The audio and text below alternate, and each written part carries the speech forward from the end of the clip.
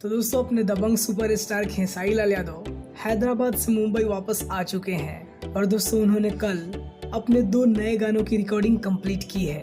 दोस्तों आप सभी को बता दें कि ये दोनों गाने काफी बेहतरीन होने वाले हैं जो कि आप सबको बहुत पसंद आएंगे। और दोस्तों ऐसा हम इसलिए कह रहे हैं क्योंकि दोस्तों इन दोनों गानों में म्यूजिक दिया है प्रियांशु सिंह जी ने। अगर बात करें प्रियांशु सिंह जी की तो इस साल सबसे ज्यादा अगर किसी के म्यूजिक को पसंद किया जा रहा है तो वो है प्रियांशु सिंह जी।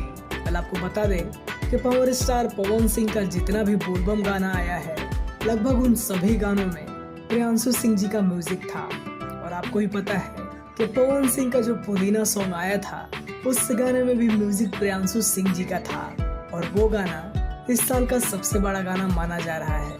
तो दोस्तों अब प्रियांशु सिंह जी काम कर रहे हैं खेसारी लाल यादव के साथ और ये जोड़ी भी ब्लॉकबस्टर होगी।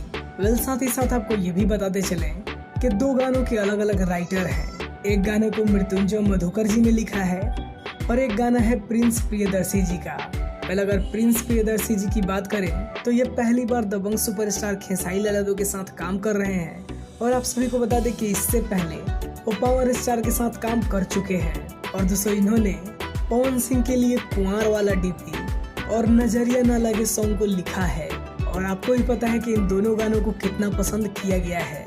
तो दोस्तों ये नया एक्सपेरिमेंट जिसमें प्रिंस प्रियदर्शी, प्रियांशु सिंह और दबंग सुपरस्टार खेसारी लाल यादव एक साथ मिलकर आप सभी के लिए जो गाना ला रहे हैं वो गाना बेहतरीन होगा ही होगा। ऐसा बताया जा रहा है कि इस गाने को 3-4 दिन के अंदर रिलीज किया जाना है। तो देखिए इस गाने को कब रिलीज किया जाता है।